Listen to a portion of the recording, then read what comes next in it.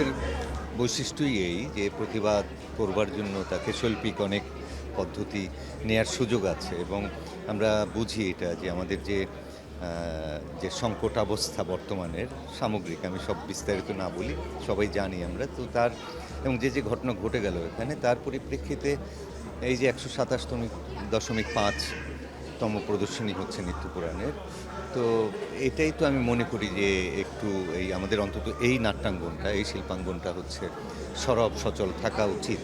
কিন্তু আজকে আমি অনেকক্ষণ ধরে এখানে আছি, তো আমার মনে হচ্ছে যে না, কোথাও একটা সমস্যা বোধহয় বেশ শুরু হয়েছে, মানে মানুষের মনে এখনও সহজভাবে নিতে পারছে না যে ওখানে গেলে ঠিক হবে কিনা। নাটকটি যিনি লিখেছেন, নির্দেশনা দিয়েছেন, উনি আমার গুরু মাসুম রেজা।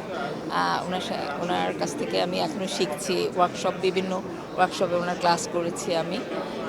আর মঞ্চনাটক তো মূলত আমাদের একটা লেসনের জায়গা, আমরা নাটকের সঙ্গে যারা কাজ করি আমাদের শিক্ষার জায়গা মূলত। অর্ধেক নাটক দেখেছিলাম, আজকে বাকিটা দেখতে আসছি। আমার ভালো লেগেছিল, সেই ভালো লাগা থেকে এটা আমি কমপ্লিট করতে আসছি। আর আপনি যদি বলেন যে এ ধরনের নাটক বন্ধ করার ফলে দর্শকদের কি প্রতিক্রিয়া হয়, একজন দর্শক হিসেবে আমি মনে করি যে আমার সময়টা নষ্ট হয়েছে, অর্থ নষ্ট হয়েছে, সেটা আমাদের উপলব্ধি করা উচিত। আমরা কোনো একটা জিনিস প্রতিবাদ করতে পারি, কিন্তু প্রতিবাদের ভাষাটাও ভিন্ন হতে হবে, নান্দনিক হতে হবে। আমার কাছে এটা ভালো মনে হয়নি।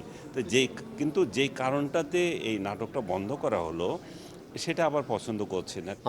আমরা সংস্কৃতি কর্মীরা সবসময় এগিয়ে থাকি, সবসময় সব বাধা বিপত্তি পেরিয়ে আমরা সামনের দিকে এগোই, এটারই প্রতিফলন আজকে। গতবার তো আমাদের ১২৭তম প্রদর্শনী ছিল, কিন্তু প্রদর্শনীটা আমরা পূর্ণ করতে পারিনি, অর্ধেক করেছিলাম, সেই জন্যে ওটা ১২৬.৫ আমরা ধরেছিলাম। সেই হিসাবে আজকে পূর্ণাঙ্গ করব, ওই জন্য ১২৭.৫ হবে। এবং আমি যখন এই নাটকের প্রচারণা দিয়েছি সামাজিক মাধ্যমে, তখন ওখানে অনেকেই লিখেছেন যে বিশ্বে এরকম কোনো নজির নেই যে এই ভগ্নাংশ দিয়ে একটি নাটকের প্রদর্শনীর সংখ্যা গণনা করা হচ্ছে। সেই হিসাবে তো এটি একটি ইতিহাসই বটে।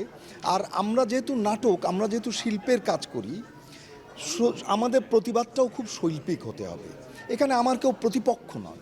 যারা আমার নাটককে সেদিন থামিয়েছিলেন, তারা নিশ্চয়ই বুঝবেন যে আসলে একটি নাটককে তারা কিভাবে ভগ্নাংশে পরিণত করেছেন।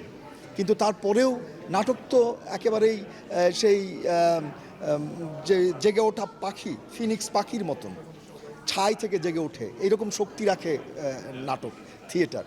সেই শক্তিটাই আজকে এই ১২৭.৫ প্রদর্শনী পূর্ণ করার ভেতর দিয়েই আমরা নিশ্চয়ই আমাদের ভেতরে আবারও ধারণ করব।